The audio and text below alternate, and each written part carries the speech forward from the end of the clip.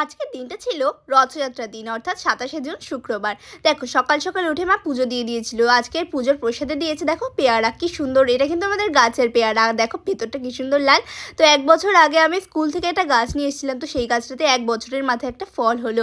তো যাই হোক, মা গাছটা এই জন্য ঠাকুরকেই দিয়েছে। আর দেখো রথটা কিন্তু এখনও সাজানো হয়নি আমাদের, তো রথটা এরপরে সাজিয়ে দেবো ভাইকে। তো যাই হোক, তারপরে আমরা দেখতে পাচ্ছ সকালবেলার ব্রেকফাস্টটা তার আগে করে নিচ্ছি। তো এটা ছিল লুচি আর তরকারি, আর আমার ভাই দেখো ফোন দেখতে দেখতে খাচ্ছিল। তারপরে দেখো ভাইকে আমি খুব সুন্দর করে এই রথটা সাজিয়ে দিয়েছিলাম, আর তারপরে ঠাকুর রেখে দিয়েও পুজো করাও হয়ে গেছে ওর। আর এখন রথ টানতে শুরুও করে দিয়েছে ঘরের মধ্যেই, কারণ বাইরে যেহেতু বৃষ্টি হচ্ছিল, রথযাত্রা মানে তো বৃষ্টি হবেই।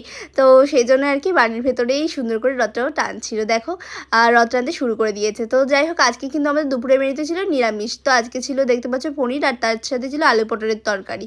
তো এই যে আমাদের হয়ে গেল আজকের লাঞ্চ। তারপরে আমি সন্ধ্যাবেলা রেডি হয়ে গেছিলাম, তো আমরা গেছিলাম রথের মেলায়। দেখো রথের মেলাতে আমরা গিয়ে জগন্নাথ, বলরাম আর সুভদ্রাকে দেখতেই পাচ্ছিলাম না। তো যাই হোক, আমি অনেক দূর থেকে তোমাদেরকে একটু দেখানোর চেষ্টা করলাম ঠাকুরকে। তো যাই হোক, ঠাকুর দেখা হয়ে গেলে আমাদের ভালো করে আমরা চলে এলাম মেলার দিকে। তো মেলার দিকে প্রচুর দোকান বসেছিল, রথের মেলা যেমন হয় আর কি, গাছগাছালি প্রচুর বসেছিল। তো তার সাথে বসেছিল খাবারেরও প্রচুর রকমের দোকান। তো আমি ফার্স্টে নিয়েছিলাম আইসক্রিম, তো তারপরে দেখতে পাচ্ছ জিলেপি নিয়েছিলাম, আর তারপরে মোমো খেয়ে নিয়েছিলাম অল্প করে। আর তারপরে দেখতে পাচ্ছ আমরা কিন্তু 4 জনে মিলেই আজকে গিয়েছিলাম। আর তারপরে পাঁপড় ভাজা নিলাম। তো তারপরে দেখতে পাচ্ছ ঘুগনি।